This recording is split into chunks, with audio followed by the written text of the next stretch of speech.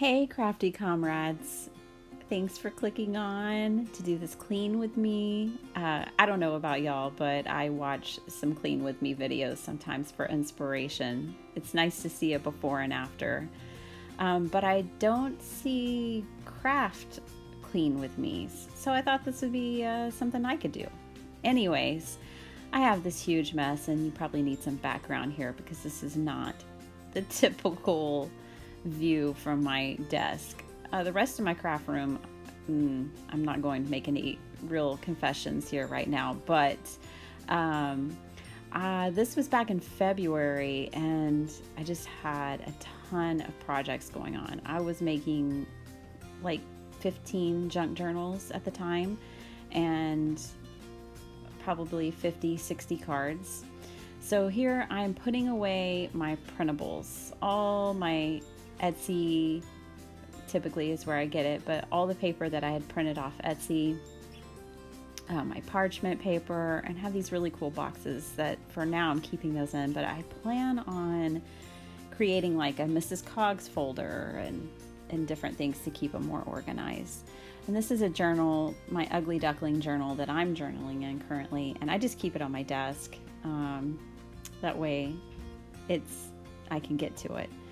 So I'm finding scraps, I'm finding ephemera I've made from all the junk journals, the stuff that's left over.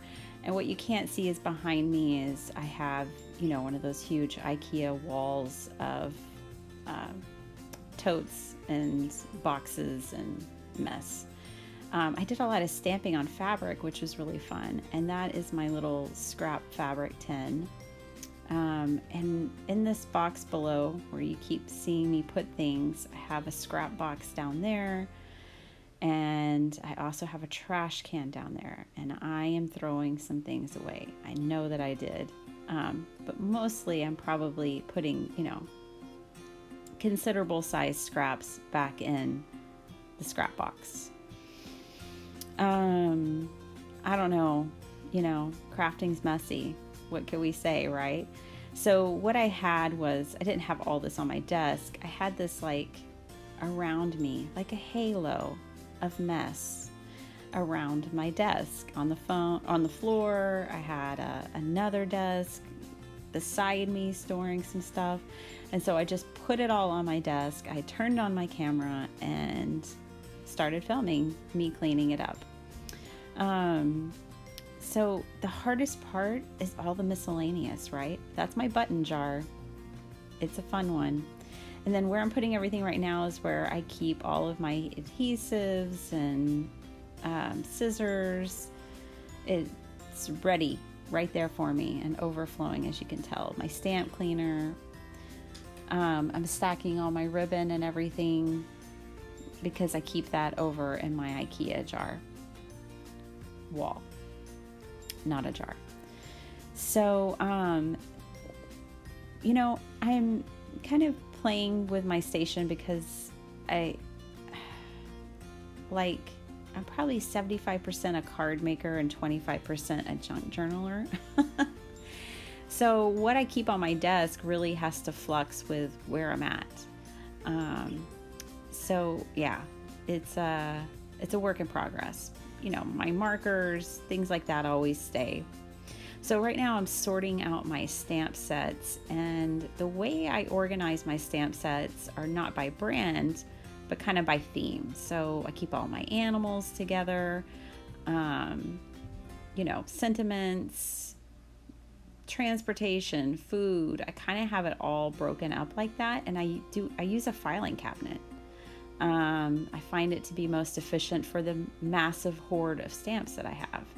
I also then just keep my 6x8 stamp sets completely separate, and I keep them in like a 12x12 tote, and then I do organize those by brand.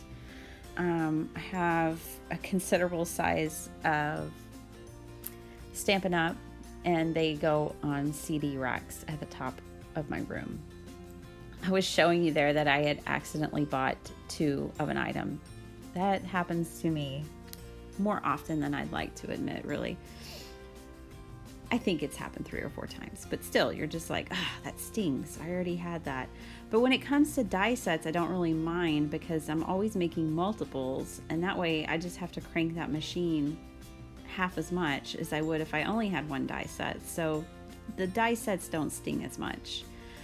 I do have an Etsy shop where I de-stash, and I'm, listing things there pretty often. So it's under the same name. The handle is Bitty Penny. So you can check me out there if you're ever looking to acquire some gently used supplies. As you can tell, I keep my supplies typically in their original packaging.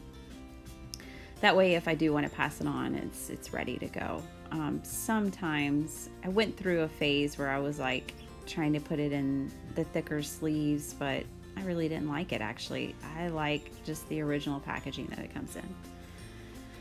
All right, so let's see. Yep, just sorting everything. Oh no, you don't want to see that.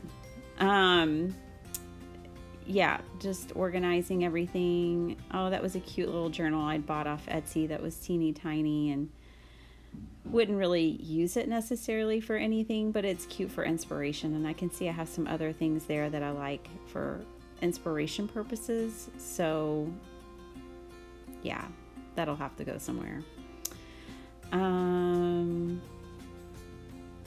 Yeah, so I don't know how y'all organize, and it's kind of hard when you do, like, it's funny, junk journaling and card making wouldn't seem like two different things, but in a lot of ways they are. So that's a challenge, but I think the more organized you are, the less of a challenge it is, right? So right now I'm sorting out my 6x6 pads because of course I have those all in one 12x12 box. I think my boxes are actually 12x13, whatever. I digress. I have one or maybe 3 for fabric, and that's where that's all going. Yeah, so, I hope that this just kind of inspires you maybe to go through some piles of stuff that you might have laying around if you're anything like me. Those are my stamps. And, I keep this one little box over to the right where you see I put select stuff. That is kind of like my box for all my current projects, because of course I have more than one. And so if I'm working on a current project that I have a lot of stamp sets in that theme, or I have a few projects going on, I keep everything over there in one of those clear refrigerator baskets so that I can just get to everything easily, keep it organized, and keep it off to the side of my desk. Oh my gosh, you think that box is overflowing yet? Oh, my grandparents. So, yeah, I hope this helps inspire you. Maybe it just gives you lots of laughs. You got an awesome belly shot there. You get to see somebody else's complete mess. But I think we all have one to one degree or another. I hope yours isn't as bad as mine. Oh, I can finally see my dad's old ashtray again. I think he had that my entire life, and he passed away a couple of years ago, and I inherited that, and I use it for my go-to ink pads, all my black and embossing pads, the ones you kind of have to have at the ready. So it lives on in my craft room, and I think a healthier way. All right, thanks for joining me. We're starting to see the light at the end of the tunnel here. I don't think my phone wanted to capture everything all the way to the end, so I think it's going to be rounding out here pretty soon.